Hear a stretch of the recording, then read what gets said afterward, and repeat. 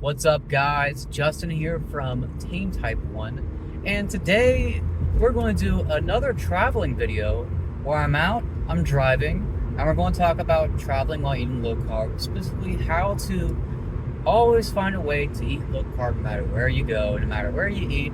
If you're traveling, if you don't have time to cook at home, don't worry. This video series is for you, and we're going to get into even more than just the low carb options, but some extra stuff as well, because today we're going to talk about Asian restaurants. And there's some funky stuff with Asian restaurants concerning diabetes. And I want to get into all of that.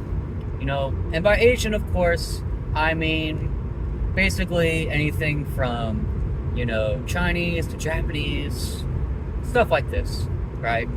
I guess I include Indian in there too, because it's kind of a similar approach. But let me go ahead and just get into it, and I'll just give you some examples of how to eat low carb at these kind of restaurants. So we'll start with Japanese. Japanese is, it's fairly simple. Avoid the noodles. Avoid the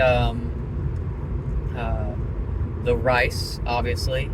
Now, if you go to a place you want to get sushi, there is an option for you, actually. You might think, well, sushi's always rolled in rice and seaweed and everything else, and that's no good. And you'd be right. You'd be right about that.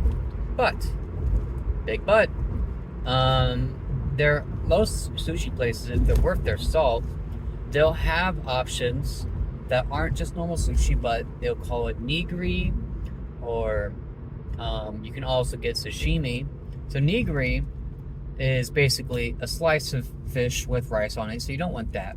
But what you can do is you can get sashimi. Sashimi is literally just the fish. If you order sashimi at a sushi restaurant, and you order like a salmon sashimi, they're just gonna give you raw salmon. That's it. And honestly, I mean, that sounds like, kind of weird, right? Just eating raw salmon, dipped in soy sauce, raw tuna. It's actually really good. Not gonna lie. Eating like raw sushi, just the sashimi, it's honestly pretty solid. And it's gonna be a lot better for your blood sugars than normal sushi would. Now keep this in mind. If you're eating fish, of course, fish is a leaner protein. It's got a lot of protein in it. It's a little bit more protein dense. It's got a lot less fat than a steak or a hamburger, or sometimes even chicken would. So you want to keep in mind that protein rise is probably going to hit you a little bit faster and maybe a little bit harder. So dose appropriately. When it comes to fish, you gotta be a little bit more on it, because fish is a little bit quicker with that protein rise. Now let's get into Chinese, because Chinese is honestly, there's a lot to say about Chinese as well. I typically don't go to Chinese. The normal Chinese restaurants, anytime you get a meal, they're gonna have a ton of rice with it, or a ton of noodles. It's in order to just get some meat. I mean, you really can't in a lot of these places. They always come with tons of noodles or whatever. And let's say you get like the beef and broccoli. It's going to be mostly broccoli. Dang it, I want beef and broccoli, not like a bowl of broccoli with a little bit of meat. That's stupid. So yeah, a lot of times, even if you can just get an entree, these entrees aren't going to be very heavy in the meat department. They skimp you. But that said, I have seen some exceptions to this. Panda Express, for example. You can get just the entrees, and the most low carb option is going to be the teriyaki chicken.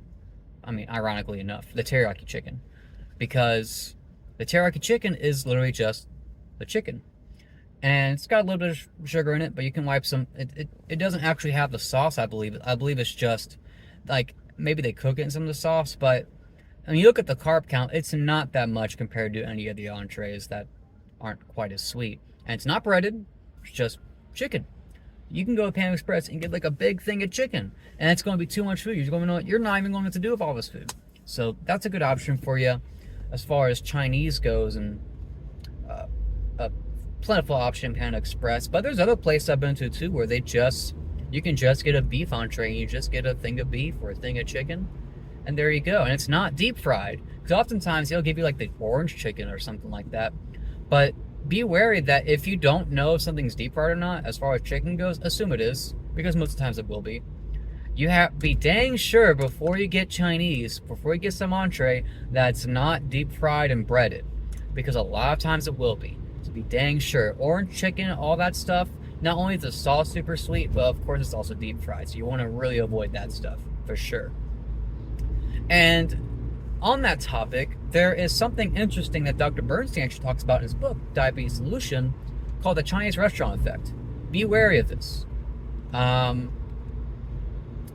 Because, I'm not sure if it's the sauces they use or what they put in it or what, but for some reason, you're going to find that the food at a Chinese restaurant typically, especially if it's like a buffet or something like this, God forbid, I don't have no problems. I actually go to them, but seriously, be careful. There's like a Chinese restaurant effect where that food is going to hit you, blood sugar wise, a lot harder than you think. So dose appropriately, keep that in mind. Keep a good check on your blood sugar, because what you might find, you might dose for what you think is a fair amount for whatever food you're eating at a Chinese restaurant, but it's not nearly enough. I'm not sure if it's the sauces they use. I think they do put cornstarch in all their sauces. So that's one thing. Just keep that in mind. And I mean, there's also plenty of ingredients at Chinese and just Asian places in general that are a lot more carby than you think. For example, the crab, so-called, it's almost always imitation crab. And imitation crab, if you look at the ingredients, if you look online, it's basically fish pounded together with like sugar and flour and a whole bunch of other stuff. So it actually has a decent amount of carbs in it. So be careful with that. Be careful with that so-called imitation crab. And I'll also make a note about buffets. I do like Chinese buffets because at least at a buffet, you can get just the meat. But again, that said, there's that Chinese restaurant effect. Even you go get some, beef, Mongolian beef or something. It doesn't taste too sweet. You think, okay, this is fine. You take whatever insulin you think is good for it. And then later, your blood sugar is 200, something like this. And you're like, what happened? It's that Chinese restaurant effect. There's something about that Chinese food that's a little bit, that gives a little bit more sugar, a little bit more carbs than you think. So just keep that in mind, your entertainment type when you're going at these kind of Asian restaurants. A note about Indian too. I don't go to Indian often, but I'll just say, it's pretty easy to eat low carb at an Indian restaurant. I've eaten whole fish at an Indian restaurant before. It's actually pretty funny. Maybe I'll post a picture of it. But yeah, you can just get some curry. You skip the rice. Ask if they can do no rice, and they might look at you funny, right? But you always have options these kind of race places. Thai too. I believe at Thai places I've been able to just get veggies and meat without rice, and it's fine.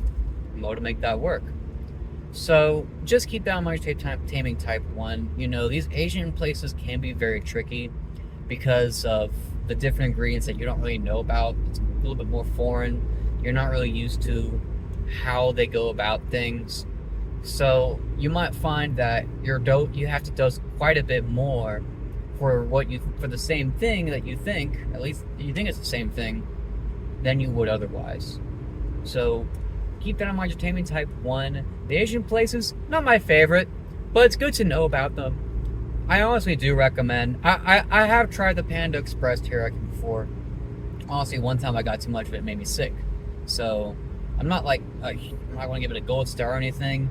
But as far as bang for your buck, meat to dollar ratio goes, it's nice being able to just go to somewhere like Panda and get just the entree with no rice and no carbs, or at least very few carbs, and that's all you gotta do. Not even that expensive. So I'll leave it at that. Y'all keep taming type 1. Hey, if you have any suggestions, any comments, any questions, any ideas on what place to go over next, let me know. I'll keep making more of these videos. But until next time, I'll see y'all around.